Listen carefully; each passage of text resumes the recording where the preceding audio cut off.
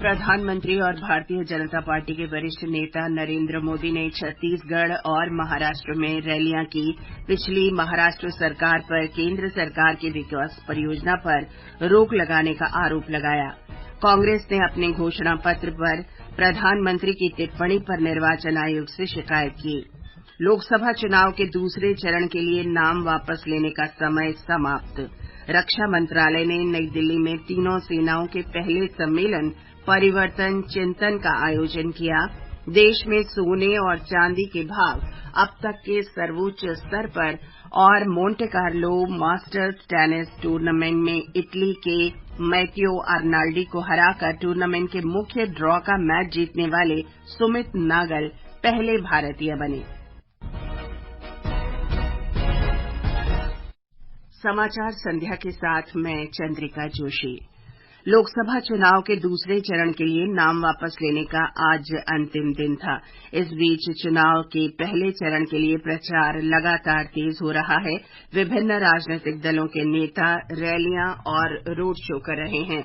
प्रधानमंत्री और भारतीय जनता पार्टी के वरिष्ठ नेता नरेंद्र मोदी ने कहा है कि राष्ट्रीय जनतांत्रिक गठबंधन सरकार के निरंतर प्रयासों से नक्सलवाद न केवल महाराष्ट्र बल्कि पूरे देश में कमजोर हुआ है। श्री मोदी ने चंद्रपुर में आज एक चुनावी रैली में कहा कि नक्सलवाद के प्रभावित गढ़चिरौली अब इस्पात उद्योग और विकास के लिए पहचाना जाता है। समाज के वंचित वर्ग के उत्थान के लिए केंद्र सरकार के प्रयासों के बारे में श्री मोदी ने कहा कि 80 करोड़ लोगों को मुफ्त राशन दिया जा रहा है। 50 करोड़ से अधिक लोग 5 लाख रुपए तक का मुफ्त इलाज पा रहे हैं। ऐसी सभी कल्याणकारी योजनाओं का लाभ लेने वाले समाज के वंचित और जनजातीय लोग हैं। कांग्रेस पर कटाक्ष करते हुए श्री मोदी ने कहा कि राज्य की पूर्व सरकार ने केंद्र सरकार की हर विकास सहायता योजना में बाधा डाली। उन्होंने कहा कि मुख्यमंत्री एकनाथ शिंदे और उप मुख्यमंत्रियों के नेतृत्व में सरकार ने विकास परियोजनाओं को फिर शुरू किया और राज्य के विकास को पटरी पर लेकर आए। इससे पहले छत्तीसगढ़ के बस्तर में श्री मोदी ने कहा कि देश के हर जनजातीय परिवार का जीवन बेहतर बनाना ही मोदी सरकार का उद्देश्य है। उन्होंने कहा कि उनका उद्देश्य देश को विकसित और हर परिवार को समृद्ध बनाना है। साथियों, आपका सपना मोदी की गारंटी है। आपका सपना ही मोदी का संकल्प है। 24/7 और 2047 हर आदिवासी परिवार का जीवन बेहतर बनाना, ये मोदी की गारंटी है। मेरा लक्ष्य देश को विकसित बनाना है। मेरा लक्ष्य हर परिवार को समृद्ध बनाना है। प्रधानमंत्री मोदी ने कहा कि पिछले 10 वर्ष में केंद्र की भाजपा सरकार ने गरीबों के कल्याण के लिए कई योजनाएं बनाई हैं। केंद्र सरकार ने गरीबों को उनका हक दिया है और छत्तीसगढ़ का बस्तर क्षेत्र इसका सबसे बड़ा उदाहरण है। श्री मोदी ने कहा कि कांग्रेस सरकार के शासन के समय भ्रष्टाचार देश की पहचान बन गई थी। उन्होंने कहा कि कांग्रेस को गरीबों के बारे में कोई चिंता नहीं थी। कांग्रेस नेता राहुल गांधी ने आज मध्य प्रदेश के सिवनी और शहडोल में 2 जनसभाएं की। श्री गांधी ने कांग्रेस के घोषणा पत्र में किए गए वादों का जिक्र किया। उन्होंने किसानों के लिए कर्ज माफी, न्यूनतम समर्थन मूल्य लागू करने, महालक्ष्मी योजना के अंतर्गत महिलाओं को वार्षिक 1 लाख रुपए देने और युवाओं के लिए अप्रेंटिसशिप योजना शुरू करने की घोषणा की। महालक्ष्मी योजना हिंदुस्तान के हर गरीब परिवार में एक महिला को कांग्रेस पार्टी 1 साल में 1 लाख रुपए बैंक अकाउंट में डालने जा रही है। हर महीने आपके बैंक अकाउंट में हजारों रुपए आएगा। 1 साल में टोटल 1 लाख रुपए हर गरीब परिवार के बैंक अकाउंट में जाएगा, महिला के बैंक अकाउंट में जाएगा। जम्मू कश्मीर की ऊधमपुर लोकसभा सीट से भाजपा प्रत्याशी और केंद्रीय मंत्री डॉक्टर जितेंद्र सिंह ने कहा है कि कांग्रेस को अनुच्छेद 370 पर अपना रुख स्पष्ट करना चाहिए। चुनाव प्रचार के दौरान विभिन्न जनसभाओं में डॉक्टर जितेंद्र सिंह ने कांग्रेस से ये भी स्पष्ट करने को कहा कि क्या वे पश्चिमी पाकिस्तान के शरणार्थियों के नागरिकता अधिकारों के पक्ष में हैं या नहीं। ये आकाशवाणी है। बिहार में लोकसभा चुनाव के दूसरे चरण के लिए 5 निर्वाचन क्षेत्रों भागलपुर, किशनगंज, बांका, कटिहार और पूर्णिया में कुल 50 उम्मीदवार मैदान में हैं। नाम वापसी के अंतिम दिन 5 प्रत्याशियों ने अपने नाम वापस लिए। पूर्णिया में 7 और बांका संसदीय क्षेत्र में 10 उम्मीदवार मैदान में हैं। इन दोनों निर्वाचन क्षेत्रों में किसी उम्मीदवार ने नाम वापस नहीं लिए। किशनगंज लोकसभा संसदीय क्षेत्र में 15 प्रत्याशियों में से 3 और कटिहार तथा भागलपुर में एक उम्मीदवार ने अपना नामांकन पत्र वापस लिया है। राजस्थान में लोकसभा चुनाव के दूसरे चरण के लिए आज नाम वापसी का समय समाप्त होने के बाद उम्मीदवारों की स्थिति स्पष्ट हो गई है। नाम वापसी के बाद इस चरण में 13 लोकसभा क्षेत्रों के लिए 152 उम्मीदवार चुनाव मैदान में हैं। कुल 191 उम्मीदवारों के नामांकन वैध पाए गए थे। ब्यौरा हमारे संवाददाता से।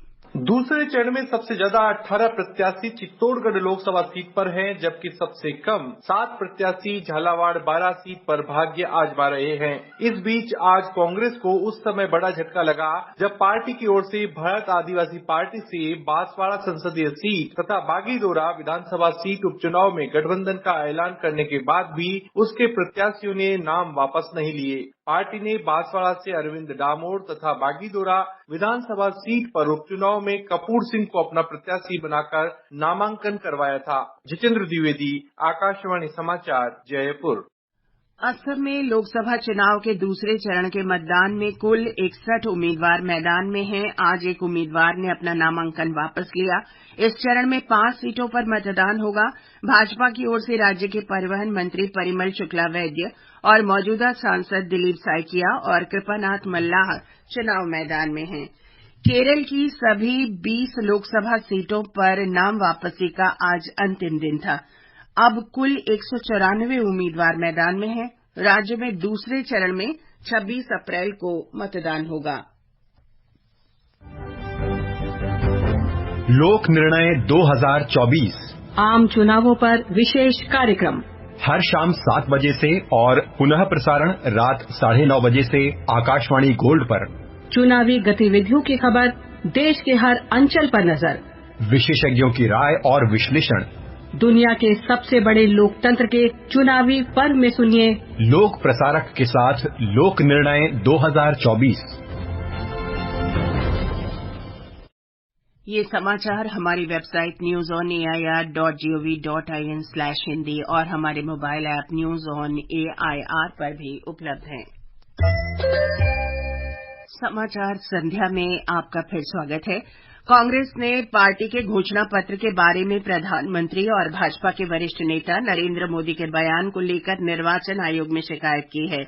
नई दिल्ली में कांग्रेस के वरिष्ठ नेता सलमान खुर्शीद के नेतृत्व में आज एक शिष्टमंडल ने आयोग से मुलाकात की। श्री खुर्शीद ने बताया कि कांग्रेस के घोषणा पत्र में मुस्लिम लीग की छाप वाले श्री मोदी के बयान पर पार्टी ने आपत्ति की है। उन्होंने निर्वाचन आयोग से कहा कि इस मामले को गंभीरता से लें और कार्रवाई करें। निर्वाचन आयोग पश्चिम बंगाल में 19 अप्रैल को लोकसभा चुनाव के पहले चरण में सफल मतदान के सभी प्रयास कर रहा है। अलीपुरद्वार के लोग इस दिन मतदान में भाग लेंगे। एक रिपोर्ट। अलीपुरद्वार में पहले चरण के चुनाव के तहत 19 अप्रैल को मतदान होगा। इस संसदीय क्षेत्र में 7 विधानसभा क्षेत्र शामिल हैं। अलीपुरद्वार में 17 लाख से अधिक मतदाता हैं। थर्ड जेंडर मतदाताओं की संख्या 62 है। राज्य में महिला मतदाताओं की संख्या 8 लाख से अधिक है। कुल मतदान केंद्रों में से 230 बूथों का प्रबंधन महिलाएं करेंगी। चुनाव आयोग ने स्वतंत्र और निष्पक्ष चुनाव के लिए सभी आवश्यक कदम उठाए हैं। आयोग द्वारा मतदान कर्मियों के लिए प्रशिक्षण एवं जागरूकता अभियान संचालित किए जा रहे हैं। अवैध नकदी, सोना, हथियार और अन्य चीजों की जब्ती की जा रही है। सभी राजनीतिक दल जोर शोर से जनसभाएं और जनसंपर्क कर रहे हैं। कल्याण लाहा की रिपोर्ट के साथ समाचार कक्ष से शक्ति प्रताप सिंह। सेना के तीनों अंगों का सम्मेलन परिवर्तन चिंतन आज नई दिल्ली में आयोजित किया गया। इस अवसर पर प्रमुख रक्षा अध्यक्ष जनरल अनिल चौहान ने सेना के लिए संयुक्त संस्कृति विकसित करने की जरूरत पर बल दिया। उन्होंने कहा कि युद्ध में लड़ने की क्षमता और अंतर संचालन क्षमता बढ़ाकर सेना के प्रत्येक अंग की क्षमता को एकीकृत करने की जरूरत है। सम्मेलन में सैन्य और असैन्य क्षेत्रों में राष्ट्रीय सुरक्षा पर असर डालने वाले सामरिक मुद्दों पर विचार विमर्श हुआ। ये समाचार आकाशवाणी से प्रसारित किए जा रहे हैं। ताजा समाचार जानने के लिए आप हमारे Twitter handle @AIR News Hindi को फॉलो कर सकते हैं। Dear voters, elections are here. Download your voter helpline app from the Play Store or Apple Store and make sure your name is there in the electoral list. Voter helpline app also helps in voter registration, search in electoral roll, information on the candidates, election results, complaint and information on EVM and election process. चुनाव का पर्व, देश का गर्व।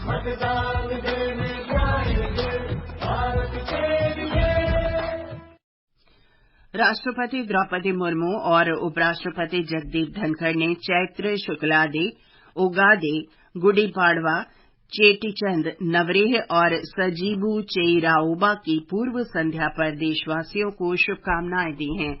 राष्ट्रपति मुर्मू ने कहा कि ये त्योहार भारतीय नववर्ष के स्वागत का अवसर है।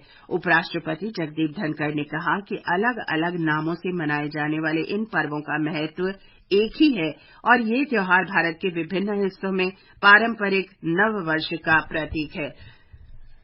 और अब आर्थिक जगत की खबरों के साथ हैं निखिल कुमार। बॉम्बे स्टॉक एक्सचेंज का सेंसेक्स आज 494 अंक के उछाल के साथ 74,742.50 अंक की नई ऊंचाई पर बंद हुआ। दिन के कारोबार में सेंसेक्स 621 अंक की बढ़त के साथ 74,869 अंकों के नए रिकॉर्ड स्तर पर पहुंच गया था। वहीं नेशनल स्टॉक एक्सचेंज का निफ्टी भी 153 अंक की तेजी के साथ 22,666 अंक पर आकर बंद हुआ। दिन के कारोबार में निफ्टी भी 184 अंक की बढ़त के साथ अब तक के सर्वोच्च स्तर 22,697 अंकों के नए रिकॉर्ड स्तर पर आ चुका था। विदेशी मुद्रा बाजार में आज अमेरिकी डॉलर के मुकाबले रुपया 83 रुपए 31 पैसे पर बंद हुआ और मल्टी कमोडिटी एक्सचेंज में जून के अनुबंध के लिए सोना 71,029 रुपए प्रति 10 ग्राम पर था।